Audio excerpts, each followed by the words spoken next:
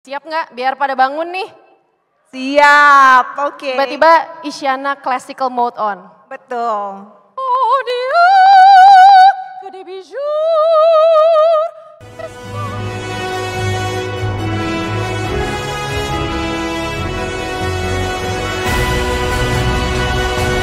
Untuk itu sesi yang kali ini, tema yang kita pilih adalah The Stories That Matter. Dan seperti apa kisah sukses di balik para pembicara yang akan hadir di atas panggung? Mari kita saksikan tayangan berikut ini.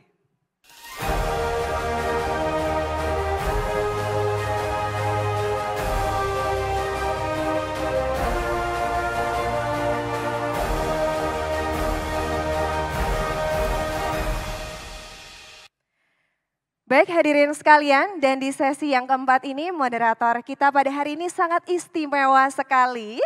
Karena beliau merupakan Country Marketing and Communication Leader PT IBM Indonesia.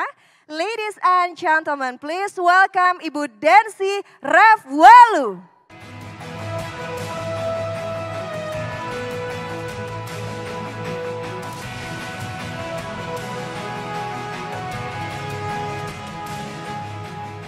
Terima kasih Suci. Halo Fortune People, bener kan begitu caranya? Boleh selamat siang semuanya? Udah makan siang belum ya? Boleh saya dengar sekali lagi, selamat siang semuanya?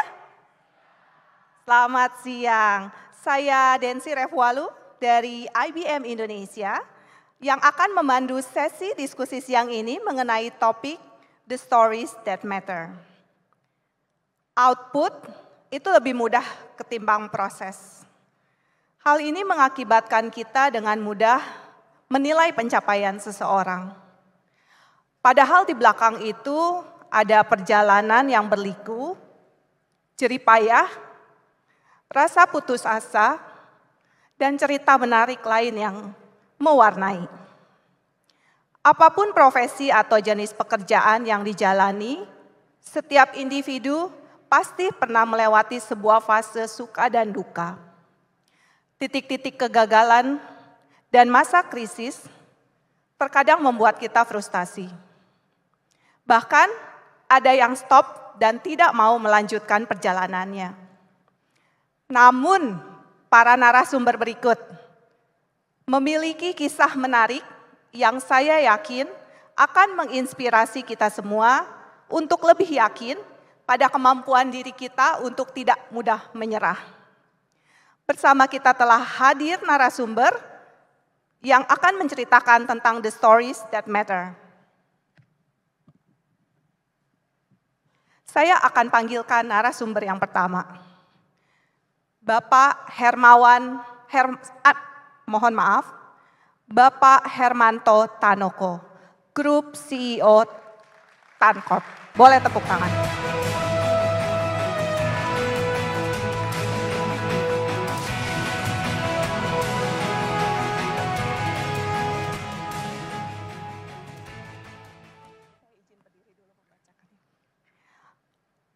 Pembicara ini adalah pebisnis terkemuka asal Surabaya. Mulai belajar berbisnis sejak usia remaja ya Pak, menjadikannya matang akan pengalaman dan mengecap asam dan garam. Ia dan keluarganya memulai bisnis dengan kios kecil yang menjual aneka cat di sudut kota Malang, Jawa Timur pada era tahun 1960. Siapa sangka keuletan sosok-sosok di baliknya membuat bisnis tersebut kini mampu bertransformasi menjadi gurita bisnis dengan kapitalisasi pasar puluhan triliun. Betul ya Pak? Menariknya, pengalaman itu tidak beliau simpan sendiri. Beliau kerap membagikan dan bertukar pikiran dengan pengusaha lain melalui podcast dan kanal YouTube yang hingga kini memiliki 173.000 subscriber. Boleh tepuk tangan. Bapak Hermanto Tanoko, Grup CEO Tancorp dan juga Fortune Indonesia Business Person of the Year 2023.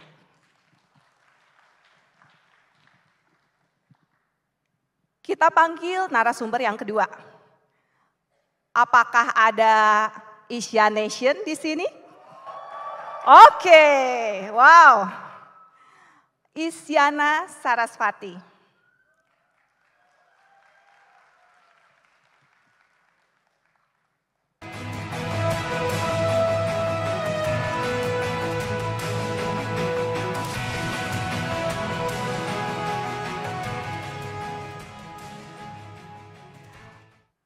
Isyana Sarasvati berasal dari industri hiburan musik. Dia adalah salah satu penyanyi perempuan terbaik di Indonesia. Saya bangga karena saya juga dari Bandung. Yeah, of course. Kualitasnya dalam bermusik ternyata juga sejalan dengan nilai-nilai hidup dan karir bisnis yang dijalaninya. Perjalanan yang ia lalui tidak mudah, namun dia berhasil membalik arah dari genre yang sebelumnya membesarkannya. Ia nyatanya membuktikan bahwa dengan ketekunan dan keyakinannya, kita bisa menjadi yang terbaik. Banyak penghargaan yang pernah ia raih dalam dunia musik. Best Asian Artist Indonesia, Best Composer of the Year, dan pada tahun lalu, ia menjadi salah satu penerima penghargaan Fortune Indonesia 40 Under 40. Penyanyi dan founder Red Rose Records, Isyana Sarasvati. Boleh tepuk tangan. Oke, kita akan mulai dengan video mengenai Pak Hermanto. Silakan diputar videonya. Hidup sekali harus bermakna. Memiliki impian besar dan apapun hambatan yang menghalang, hanya satu hal yang terus terngiang, tidak pernah menyerah hingga menciptakan Tanpok seperti sekarang. Berkontribusi memperkuat perekonomian Indonesia untuk kesejahteraan bangsa. Stay humble, stay positive, stay on fire. Oke. Stay humble, stay positive, stay on fire. Wah, keren banget, Pak. Menarik ya, Pak, ceritanya. Jadi Tancorp dan pabrik cat Avian ini lahir di kios berukuran 1,5 kali 13 meter di tahun 1962 ya, Pak ya? Betul. Boleh, Pak, cerita pengalamannya gimana, Pak? Pengalaman bisnis journey-nya sampai ke saat ini. Oke. Saya sapa audiens dulu ya. Oh, silahkan. Semangat pagi, Fortune People. Apa kabar? Wah, ini siang-siang nggak ngantuk kan ya? Ini saya diundang oleh Pak Vincent Utomo dan juga Pak William Utomo ya. Ini sesungguhnya seusia anak saya ini ya. Ini mereka berdua seorang entrepreneur yang luar biasa. Makanya waktu saya diminta untuk datang pada 7 Maret, saya meluangkan waktu datang. Padahal hari ini adalah hari ulang tahun pernikahan saya dengan istri tercinta. Wah, selamat ulang tahun pernikahan, Pak. Itu semua untuk Fortune People ya. Jadi memang saya senang sekali berjumpa dengan Fortune People yang semuanya energik dan bersemangat ya. Tadi ada pertanyaan, ayah saya memulai bisnis Avian dari sebuah toko, tapi lebih pantas disebut gang, berukurannya hanya 1,5 kali 13 meter. Itu pun sewa, ya. Tapi karena ayah saya memang mempunyai reputasi, namanya baik, sehingga ada 2 importir yang memberi konsinyasi cat import kepada papa saya. Dan pada saat itu papa saya sangat kreatif. Bagaimana toko kecil dengan cat import yang warnanya hanya 12 warna bisa melayani pelanggan-pelanggannya. Jadi papa saya secara otodidak, dia belajar mencampur cat untuk bisa menerima orderan dari 1 on, 2 on, setengah kilo, 1 kilo, 5 kilo, dan seterusnya. Sehingga setelah papa saya expert, toko cat itu bisa terus berkembang dengan pesat, sehingga dalam waktu 2 tahun bisa membeli lahan sebelah kanan, kiri, belakang, menjadi sebuah toko cat yang sangat ramai sebelum next journey papa saya akan ke pabrik cat pada tahun 1978. Menarik Pak. Duduk aja. Boleh, silahkan Pak. Oke Pak, perjalanannya sangat menarik Pak Hermanto. Boleh diceritakan seperti apa keterlibatan Bapak daripada saat perusahaan berdiri? Apakah sebagai anak langsung nih Pak dipercaya untuk menangani pekerjaan-pekerjaan yang besar atau dididik melalui proses dari bawah Pak? Dan mungkin pertanyaannya juga Pak, siapa mentornya nih Pak sehingga bisa jadi sampai seperti ini? Ya, saya dididik oleh ayah saya sejak berusia 7 tahun, 8 tahun, 9 tahun itu sudah sering diajak ke toko. Dan di dalam toko itu saya sudah diberikan value-value oleh mentor saya yaitu papa saya. Bahwa value yang selalu papa junjung tinggi adalah customer focus. Bagaimana kita anggap customer itu adalah kita punya keluarga. Kita harus memberikan yang terbaik kepada customer. Kedua, integritas. Bagaimana kita menjaga integritas kita di dalam melayani pelanggan maupun tanggung jawab kepada para supplier prinsipal. Yang ketiga, teamwork. Bagaimana kita bisa bekerja sama di dalam sebuah perusahaan agar kita punya tujuan yang ingin kita capai itu bisa kita lalui bersama-sama. Dan yang keempat, ini sifat papa saya banget, yaitu agility. Nah, agility ini papa saya memang sangat cepat di dalam memutuskan segala sesuatu, tapi tentu dengan perhitungan yang matang, jadi bukan ngawur gitu ya. Dan memang saya bersyukur sekali, jadi pada saat di toko pun, contoh, papa saya selalu ngajarkan, ini merek cat yang papa menjadi agen.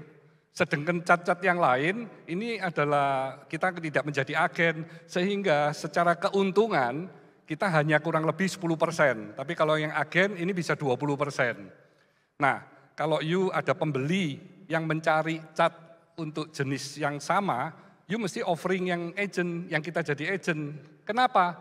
Meskipun kita punya keuntungan 20%, tapi secara harga dia lebih murah dari market leader. Dia punya quality lebih kental, lebih cepat kering, lebih nutup. Nah, itu semua saya diterangkan satu persatu dengan tentu cat-cat yang berbeda. Jadi kami melayani pelanggan itu win-win. Pelanggan win, kami juga win gitu. Karena profitnya kan double gitu ya. Tapi pelanggan juga mendapat sesuatu yang bagus. Bukan kita asal-asal untung besar terus kita arahkan gitu. Luar biasa sih Pak, dan agility itu penting karena memang yang tidak pernah berubah itu adalah perubahan. Betul, setuju ya Pak ya. Setuju. Oke, mentornya siapa Pak? Tadi kita belum dikasih tahu nih mentornya siapa. Mentornya Bapak. Mentornya papa saya sendiri, Mentornya Sutikno bapaknya Tanoko. sendiri. Oke, boleh Ya. tepuk tangan buat Pak Sutikno. Terima kasih Pak.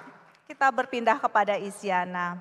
Bicara mengenai cerita dalam membangun karir, ada yang menarik ketika Anda mulai banting setir ya ke genre musik pop yang membawa Anda masuk ke industri hiburan tanah air.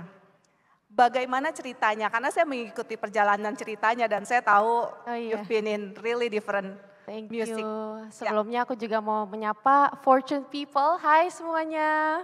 Perkenalkan kembali aku Isyana Sarasvati dan mungkin break the ice dikit kali ya. Karena tadi Kak Densi sempat bilang gimana tuh ceritanya kamu bisa dari dunia yang sebelumnya aku jalankan yaitu dunia yang sangat classically trained.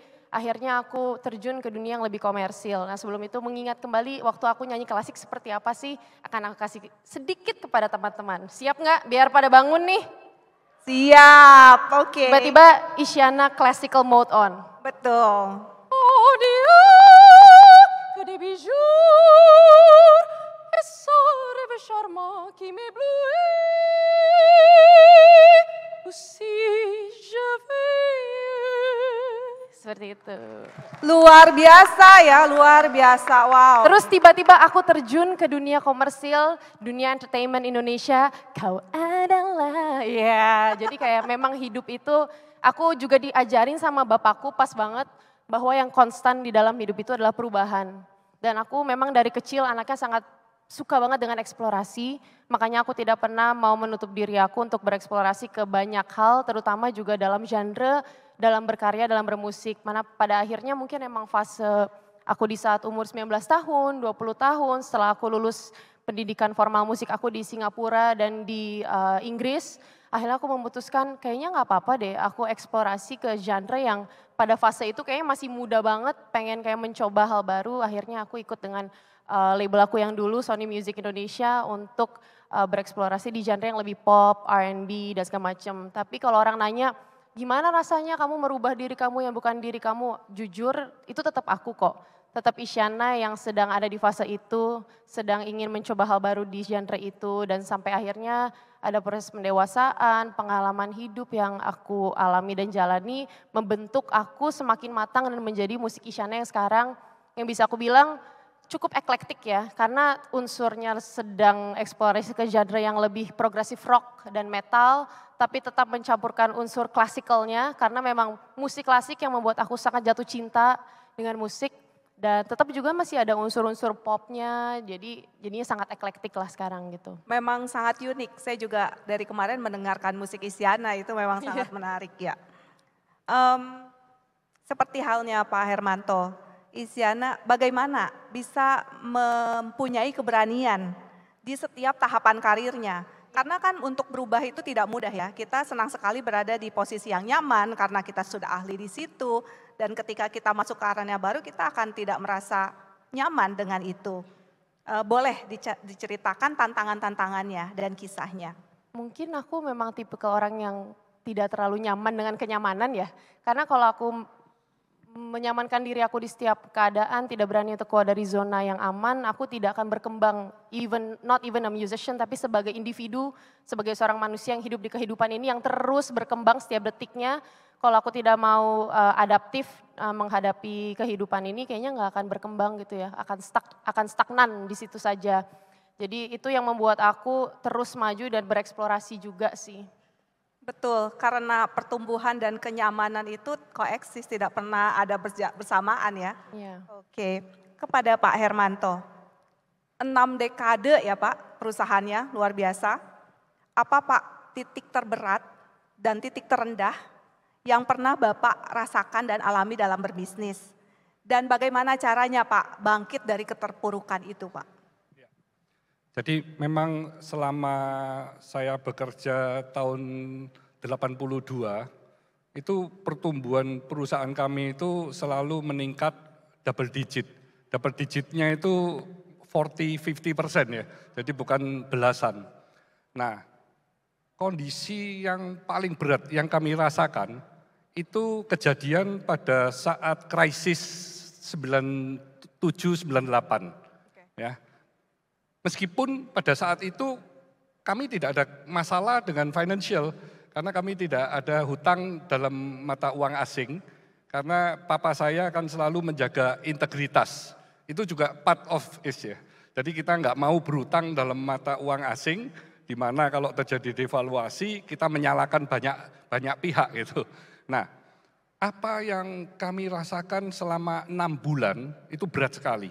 Tapi kami beruntung karena reputasi kami dipercaya oleh para supplier pada saat bank-bank tidak dipercaya.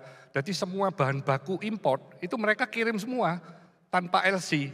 Jadi kami pertama kali tanpa LC dan setelah barang kami terima kami bisa transfer.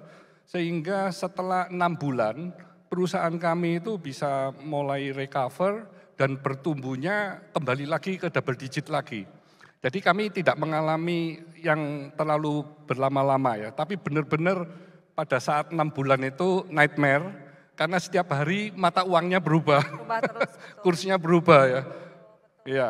Dan kondisinya sosial politik kan juga tidak bagus ya Indonesia pada saat itu. Tapi menurut saya nilai agility tadi Pak, dan bagaimana fokus kepada customer atau pelanggan yang membuat Bapak juga sepertinya terus bertahan ya Pak ya. Malah pertumbuhannya setelah 99-2000 semakin tinggi. Luar biasa. Ya.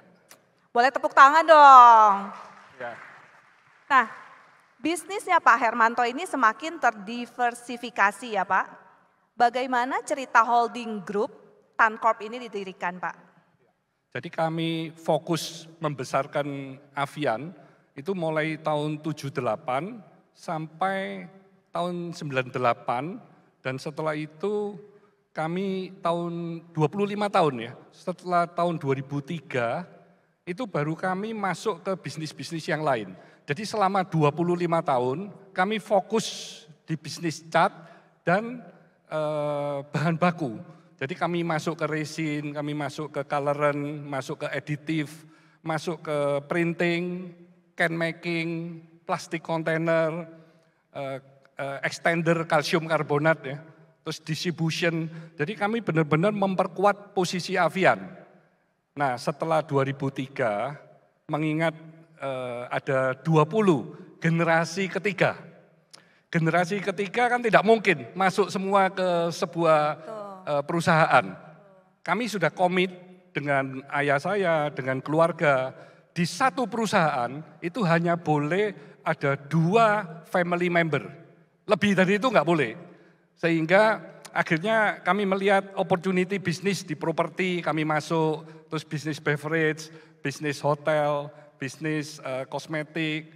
Sesungguhnya itu semua ada benang merahnya, tapi kalau diceritakan tentu panjang sekali. Nggak cukup kita ya Pak ya? Tapi itu semua akhirnya membuat perusahaan kami kan ada puluhan. Sehingga pada tahun 2016 kami sudah melihat begitu banyak perusahaan yang kami miliki, ya, karyawan sudah puluhan ribu. Sehingga kami akhirnya men-set up satu holding company dengan 8 subholding dengan divisi yang berbeda-beda. Nah dari situ kami ingin merapikan karena CAGR dari Tancorp pertumbuhan selama 10 tahun ke depan itu 24%. Jadi bagaimana kami bisa membuat seluruh perusahaan itu bertumbuh tinggi gitu. Nah itu tadi yang mungkin akhirnya you tidak di dalam comfort zone ya. Kalau bertumbuhnya tinggi you nggak bisa di comfort zone. Bagaimana terus berpikir strategi. Betul Pak. Tapi landasan yang kuat Pak, yang menurut saya juga menyebabkan perusahaan Bapak itu majunya menjadi luar biasa. Karena fondasinya sendiri sudah sangat kuat ya Pak ya. Betul, karena kami meskipun agresif, kami sangat konservatif di dalam masalah finance.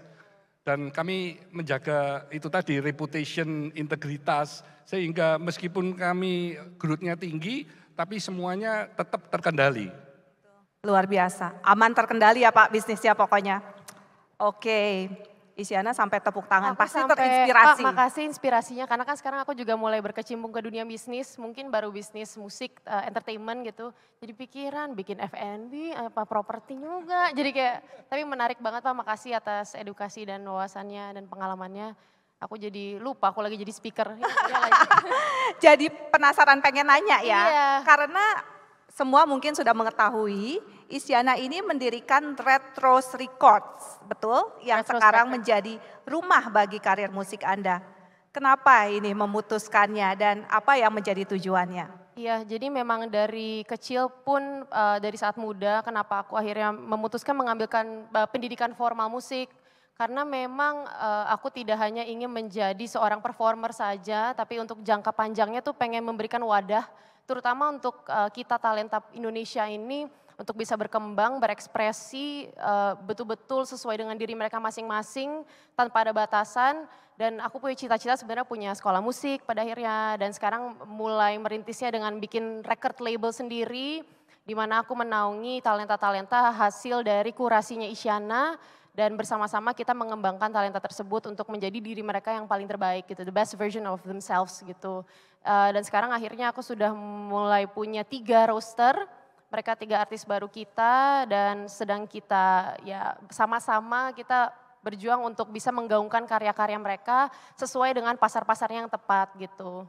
Karena aku juga sempat berpengalaman mengikuti masuk ke dalam label, menjalankan kehidupan aku bermusik dan semuanya akhirnya aku ambil jadikan pelajaran dan kayaknya seru banget kalau aku bisa punya satu rumah yang aman dan nyaman untuk teman-teman di Indonesia ini berkarya dan akhirnya semoga nanti kita bisa bawa juga musik Indonesia sebenarnya keluar daripada Indonesia karena mungkin sekarang yang kita lihat adalah kita menjadikan musik Indonesia, musik luar itu referensi untuk kita, tapi aku punya mimpi yang besar bahwa suatu hari orang-orang luar melihat kita dengan talenta kita tuh kita yang dijadikan referensi gitu. Jadi semoga itu bisa Betul. terjadi suatu hari.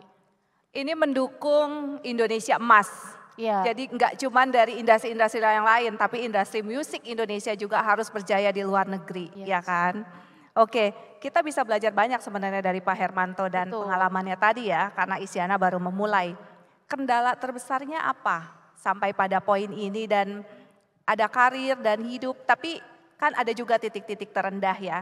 Kendala-kendalanya boleh diceritakan. Mungkin karena masih umurnya jagung banget ya, karena kita memulai Retros Records itu 2019 akhir. Mungkin waktu itu langsung diberikan kiamat kecilnya adalah pada saat aku rilis Retros Records kita diterpa pandemi.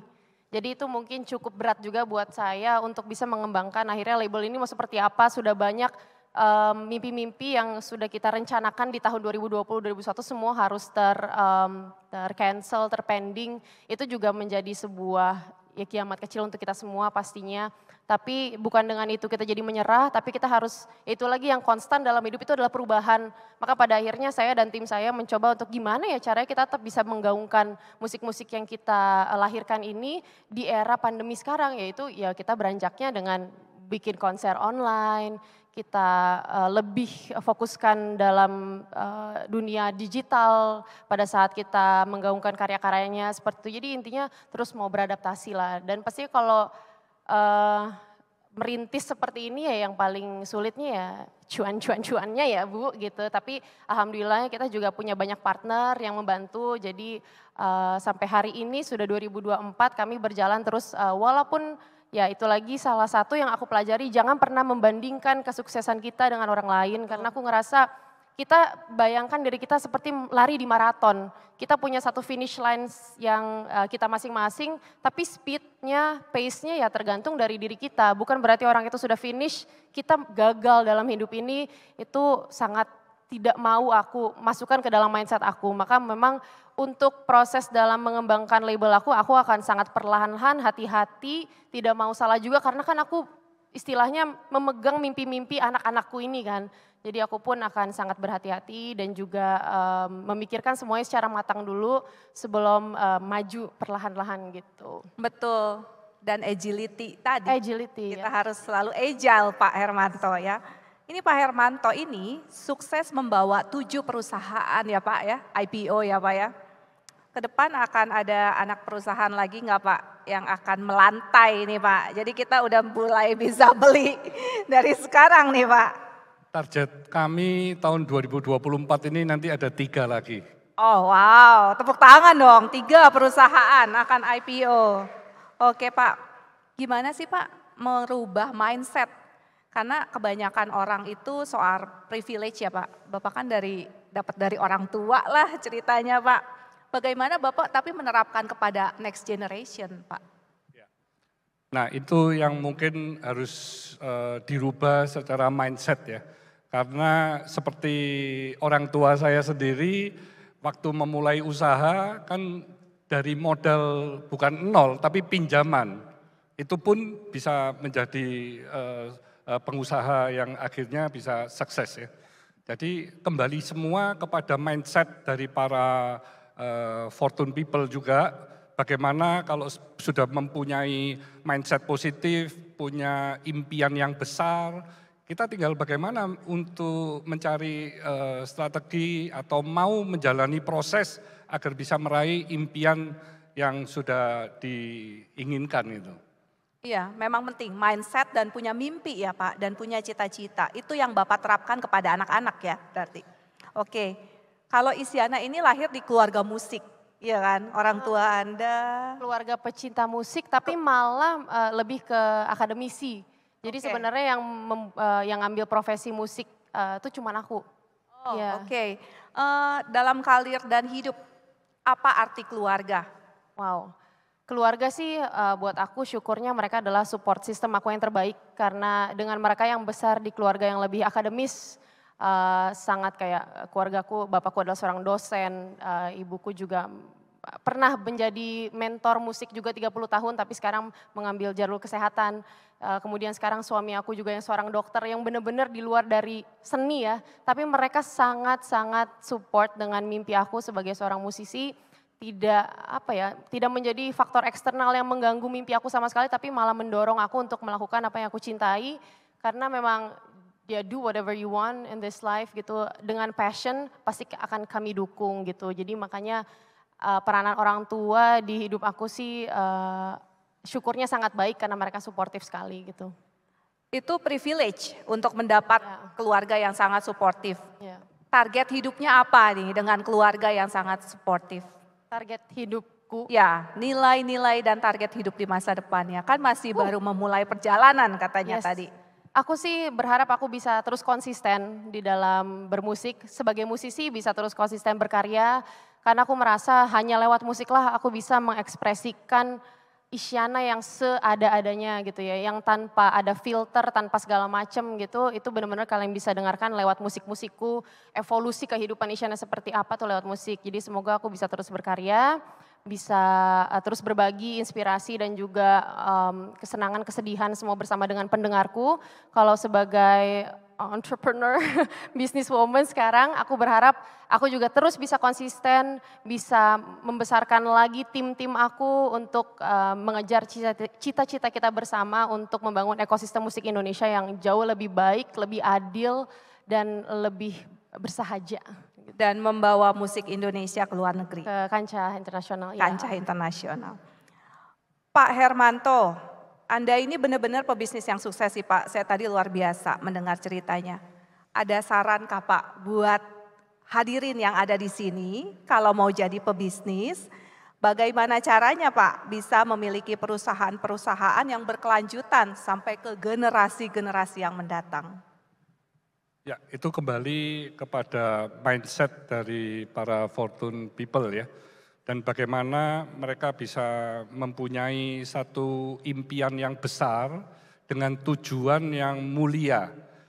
Karena saya yakin dengan impian yang besar dan tujuan yang mulia bermakna bagi banyak orang, itu apa yang dikerjakan itu bisa dijalanin dengan penuh kegigihan ya, persisten, sehingga bisa menghadapi segala macam tantangan-tantangan untuk naik ke next level, tidak mudah menyerah sehingga bisa meraih apa yang diimpikan.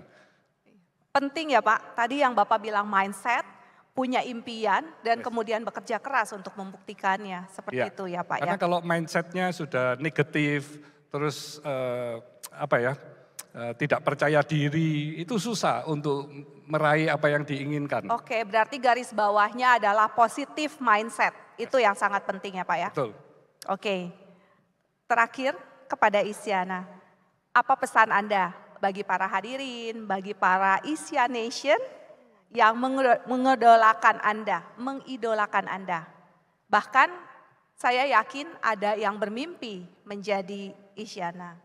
Wow, kalau bermimpi jadi Isyana kayaknya jangan ya, harus tetap jadi the best version of yourselves. Tapi untuk teman-teman yang suka berkarya, jangan pernah berhenti karena itu tadi dalam hidup itu pasti akan ada jatuh bangun kehidupan, pasang surutnya, jadi dilewati aja, nikmati prosesnya. Banyak pembelajaran yang akan didapatkan dari menikmati proses itu. Memang tidak ada yang instan di hidup ini ya Pak. Dan buat aku pribadi, berkaryalah sejujur-jujurnya kalian, senyamannya kalian, karena aku percaya apa yang lahir dari hati pasti akan sampai ke hati pendengarnya masing-masing. Jadi jangan takut untuk menjadi diri kalian sendiri gitu. Jangan takut menjadi diri sendiri dan memiliki mindset yang positif tadi ya Pak. Terima kasih Pak Hermanto, terima kasih Kak Isyana. Menarik sekali apa yang tadi sudah disampaikan. Dan semoga menjadi motivasi bagi kita semua. The stories that matters. Boleh tepuk tangan. Saya kembalikan. Densi, kami silakan Ibu Densi dan juga Bapak Hermanto, Kak Isyana boleh berkenan berdiri. Kita akan ada pemberian token of appreciation.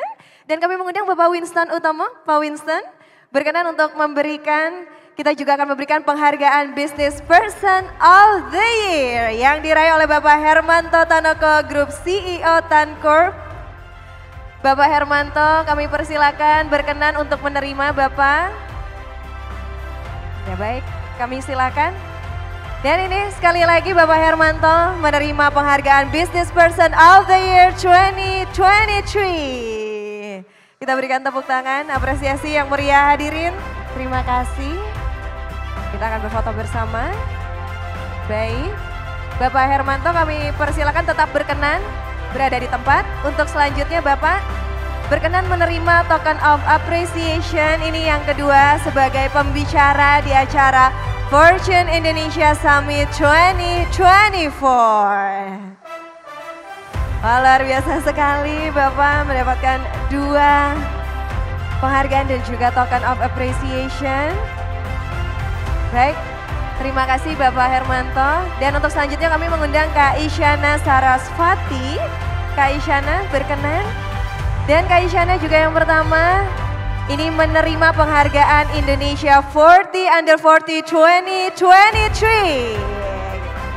Dan tentunya penghargaan ini karena Kak Isyana telah memberikan dampak yang positif untuk sekitarnya. Dan Kak Isyana ini juga sudah ada, mohon diterima token of appreciation karena sudah berkenan menjadi pembicara pada hari ini. Boleh lihat ke kamera? 1, 2, 3. Baik. Terima kasih banyak. Kami mengundang Ibu Densi Refwalu. Kami silakan Ibu. Terima kasih Ibu sudah menjadi moderator yang sangat luar biasa memandu jalannya diskusi di sesi yang keempat. Berkenan menerimanya Ibu, silakan. 1, boleh lebih geser ke kanan lagi. 1, 2, 3. 1, 2, 3. Baik, Pak Hermanto dan Kak Isyana berkenan bergabung. Kita berfoto bersama terlebih dahulu. Kami silakan Pak Winston, Kak Isyana, Pak Hermanto, dan juga Ibu Densi berfoto bersama. Luar biasa dan hari ini sudah ada 2 penghargaan yang diberikan. Tentunya kepada Bapak Hermanto dan juga Kak Isyana. Sebagai penghargaan Business Person of the Year dan juga Fortune Indonesia 40 Under 40 2023. Silakan 1, 2, 3. 1, 2, 3. Bapak Ibu boleh tahan dulu, kita ada video. Silakan boleh lambaikan tangan ke kamera. 1, 2, 3. Oke. Please give a big round of applause to all the speakers today. Thank you so much, terima kasih banyak. Terima kasih Kak Isyana, congratulations Bapak Hermanto Tanoko, terima kasih banyak. Ibu Densi terima kasih sudah menjadi moderator. Dan terima kasih juga kepada Bapak Winston, terima kasih Bapak sudah berkenan untuk memberikan penghargaan dan juga token of appreciation kepada para pembicara dan juga moderator di hari ini.